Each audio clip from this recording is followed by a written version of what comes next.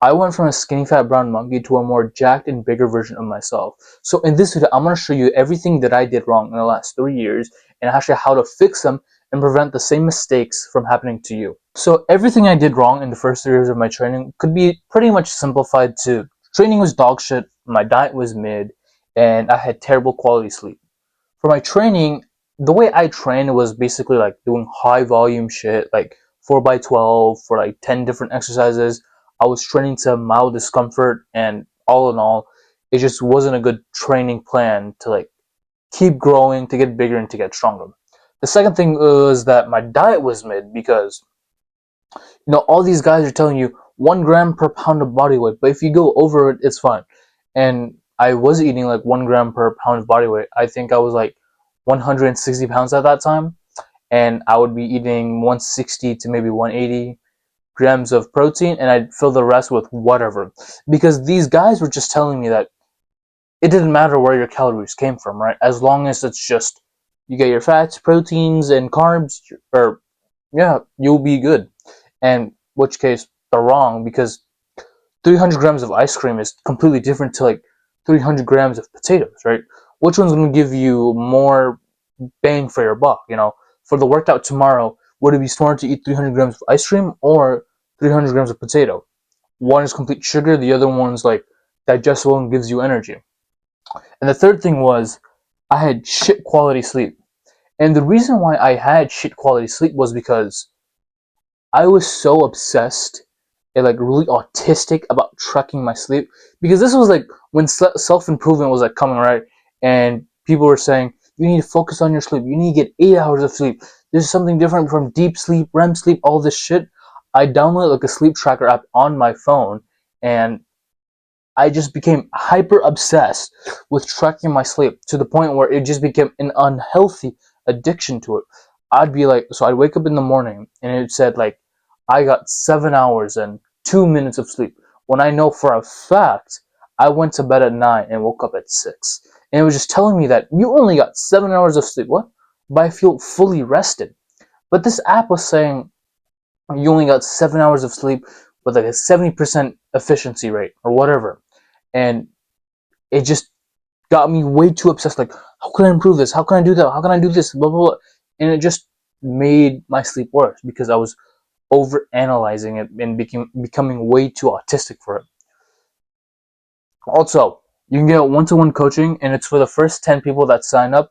A link is in the description. So now I'm gonna go over how I fix all those mistakes, and that you can just copy these so that you don't make the same mistakes. So the first one would be train to failure, not mild discomfort. People's like, if you ask like the most autistic gym goer, I don't want to be like rude or anything, but if you go to ask them and they said something like, I went to RPE 10 or I went to RPE 9, right? You probably don't know what that means. You don't know what RPE is, you don't know what the 9 or 10 means. And quite frankly, it does not matter. The only way I want you to think of failure is if you were held at gunpoint, could you do another rep? If the answer is yes, you're not at failure. If the answer is no, you are at failure. So when you're doing your sets or your reps, or you're doing your exercises, your goal should be going to failure, like putting the stress on your body, because by going to failure, your body thinks, oh shit, this movement is actually hard, and I need to get bigger, and I need to get stronger, so I can make this movement easier. So with that, when you challenge yourself by going to failure and not mild discomfort, your body is just like, oh, okay, now I gotta get stronger, I gotta get bigger. Whereas if you just did mild discomfort, your body's like, eh, okay, it's kind of difficult, but like, I'll manage. But if you went to failure, your body's like under like emergency destruction or whatever, and they're just saying, oh shit, okay, I need to get bigger, I need to get stronger, I gotta take the resources from my diet, the vitamins, the minerals, and so I can build up my muscles, which also means faster muscle growth and bigger muscle growth. So it just makes the muscle get bigger and stronger. And again, as your muscles will get stronger and stronger and stronger, your muscle will also, the size of it will follow. So as you get stronger and stronger, the muscles will get bigger and bigger. So kind of linear, but your strength will always be faster to gain than the size. The second thing is You don't need 1 gram per pound of body weight. If you're like a 200-pound man, you can't really eat 200 grams of protein. Like, sure, it's possible, but in hindsight, it's not really like sustainable. So this is why I just suggest eating 80 grams per pound of body protein, and just fill the rest with like mostly fats. Because again, fats are pretty good for your body, like the macronutrient fat. What they do is like help regulate your hormones, and they're actually used in like making testosterone. So when you fill it with like 80% of like protein and then fats, your body becomes like hormonally optimal for like testosterone, and by increasing your testosterone you'll build more muscle. And whatever you don't get with fats or proteins, just fill it with carbs. You don't need to be too much. I'd say less than 100 grams of carbs is perfectly fine, and like above 130 grams. Because again, 1 gram of fat is like 9 calories. So if you eat like 100, that's like an easy 900 calories. Proteins and carbs are also 4 calories per 1 gram. And also, a side note, I want to mention that because like my mom had this belief where if you eat the macronutrient fat, you get fat. I don't know where this came from, but that's not true. You only get fat if you eat more than you burn. And if you want to lose fat, you have to eat less than you burn.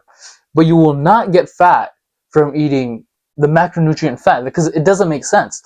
Because fat is like the slushy, gullible stuff, like it's like kind of bouncy. And if you eat that, that's like good for your hormones, your testosterone, and other like hormonal function of your body. But what it's not gonna do is like make you fat. That doesn't make sense. That's why like majority of like good foods are like chicken thighs, peanuts, peanut butter, salmon, maybe tuna. And yeah, so you want to eat 0.8 grams per pound of body or per pound of protein, and then fill with like majority.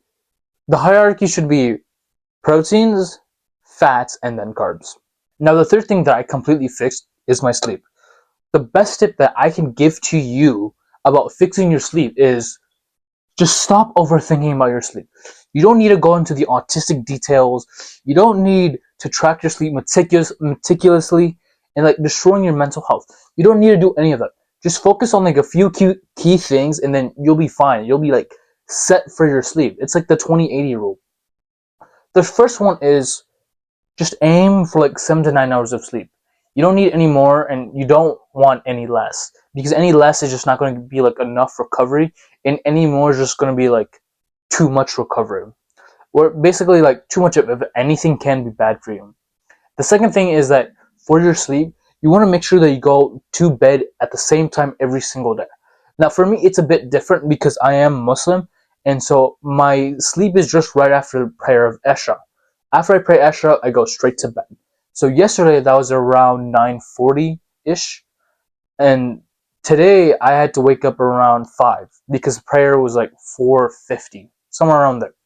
So my bedtime is from 9:40 today or yesterday to 4 or 5 o'clock. And then you might tell me this is somewhat like inoptimal because like you're not getting that much sleep, 7 hours or 20 minutes. Again, as long as you're in the 7 to 9 range, you will be fine. If you get 8 hours of sleep, perfect. Because 8 hours is like the most optimal, but whatever. 7 to 9, you'll be fine. Second thing is, like the golden rule, like coffee, like no coffee for like 11 hours before bed, no water 2 hours before or 1 hour before bed, no food 3 hours before bed, and like no electronics 2 hours before bed. The electronics part is iffy because I'm on my phone like reading books. I have like the Kindle app, so I just read before I go to bed. As long as you're not doing anything stimulating before bed, you will be fine. Like stimulate, going on the phone, like engaging like fucking Twitter debates or Discord debates. Like, you don't want to do any of that. You don't want to be arguing with someone at that time about your bed, because again, when you're getting ready for bed, you want your stress to be low, your cortisol to be low, and your heart rate to be low, because you just want to get in that like mood, that like nature or that zone for sleep. You want to think about anything else. You just like do something very low stimulation and just focus on sleep. That's all you want to do for your bedtime. So just a quick recap. Go to failure or you are a failure. You go to failure because you want to get bigger and stronger and you need to give your muscles a reason to grow. You can't give your muscles a reason to grow if you're training to mild discomfort. Second thing is, this is a pyramid. At the top you got your proteins, the second thing is your fats, and the third thing is your carbs. Because that's like the order of importance for your like optimal diet for building muscle and strength. Third thing is avoid stimulation before bed, ideally 2 hours. So again, not going on your phone, calling or texting someone for like a debate. If it's like something like calm, like, hey, you want to go for dinner, and blah blah blah, or whatever that shit, that's fine. You just know like debate, going on Twitter and like, no, you're wrong, or going on Discord like, no, you're wrong, blah blah blah, just like arguing with like other 12-year-olds, whatever. And just aim for 7 to 9 hours of sleep. If you get less than that, fix your sleep. If you get more than that, fix your sleep. But again, 7 to 9 is the golden zone for your sleep. And just focus on going to bed and waking up at the same time every day. And again, one-to-one coaching for the first 10 people. The first link is down below in the description. And that is all from me. Peace.